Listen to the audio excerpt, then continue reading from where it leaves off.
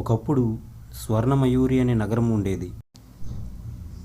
ఆ నగరంలోని ప్రతి మనిషి హృదయంలోని నిజమైన ఉద్దేశం బయట కనిపించేలా చేసే అద్భుత శక్తి ఒకటి ఉండేది. ఆ శక్తిని ఆ నగర ప్రజలు సత్యదర్పణం అని పిలుస్తారు.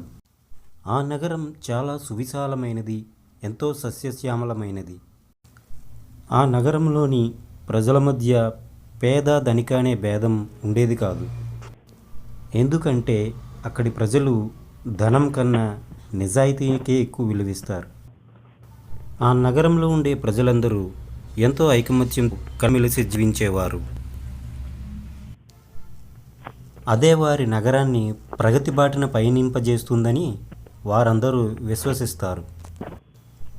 అలా కొంతకాలం గడిచిన తరువాత ఆ గ్రామంలోని ప్రజలెవరైనా సరే అబద్ధం చెప్పిన ఎడల ఆ సత్యదర్పణం మహిమ వల్ల వారి నీడ వంకరగా పోయేది. తద్వారా వారు అబద్ధం చెప్పారని ఎదుటి వ్యక్తికి తెలిసేది. అదే నిజాయితీతో మాట్లాడే వ్యక్తి యొక్క నీడ మెరుస్తూ ప్రతిబింబించేది.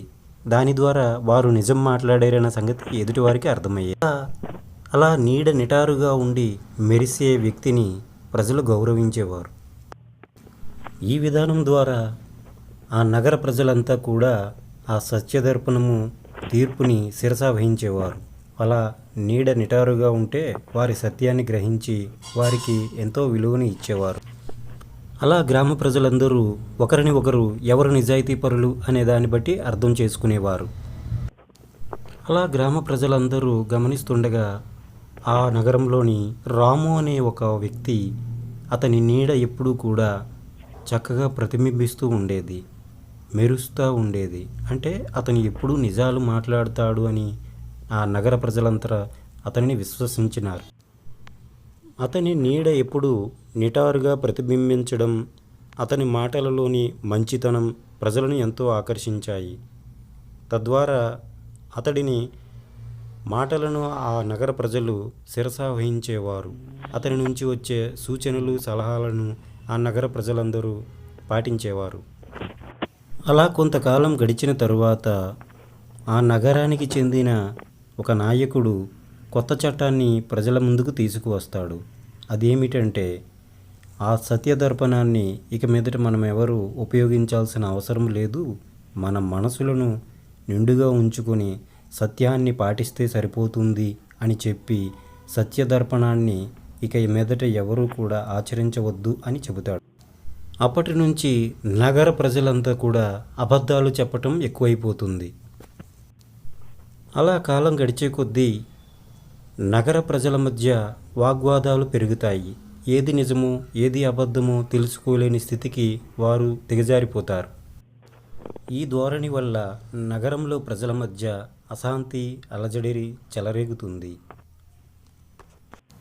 ఇదంతా చివరికి నగర ప్రజలను కలవరపాటుకి గురిచేస్తుంది. ఇలా జరుగుతుండగా రాము ఎంతో కలవరమై చెంది ఈ విషయానికి ఒక పరిష్కారం ఎలాగైనా కనుగొనాలని ఆలోచిస్తాడు. ఒకరోజు నగర ప్రజలంతా ఒకచోటికి సమావేశం కావాలని రాము పిలుపునిస్తాడు. అక్కడ ఏం జరుగుతుందంటే ఆ సత్యదర్పణం ఉండి ఉండి హఠాత్తుగా ఒక పక్షి రూపంలో మారిపోతుంది. ఆ పక్షి ఏమంటుంది అంటే, సత్యం అనేది వస్తువు కాదు, అది ఒక నిజమైన దర్పణం. మీరు ఎంత నిజాయితీతో ఉంటే మీ నగరం అంతా ప్రశాంతంగా సువిశాలంగా మంచిగా ప్రజల మధ్య ఐక్యతను పెంచుతుంది. అయితే రాము ఆ కలలో వచ్చిన విధంగానే ప్రజలను కలుసుకుని వారి నీడలు గమనించాలని అనుకుంటాడు. రాము ప్రజలలోకి వెళతాడు.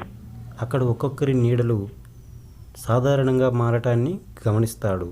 సత్యదర్పణం ఇక మీదట మళ్ళీ పనిచేస్తుంది. ఇక మీదట ఆ నగరంలోని అబద్ధాలు చెప్పేవారి సంఖ్య నెమ్మది నెమ్మదిగా తగ్గిపోతుంది. ఆ నగర ప్రజలంతా రాముకి ఎంతో కృతజ్ఞతలు తెలియజేసుకుంటారు.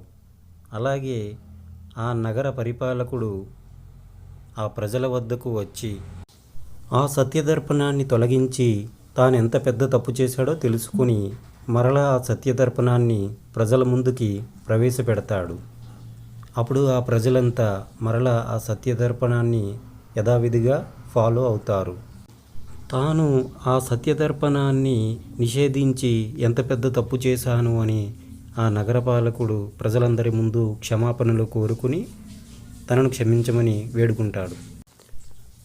అప్పటి నుంచి ఆ నగరం దేదీప్యమానంగా వెలుగొందుతుంది.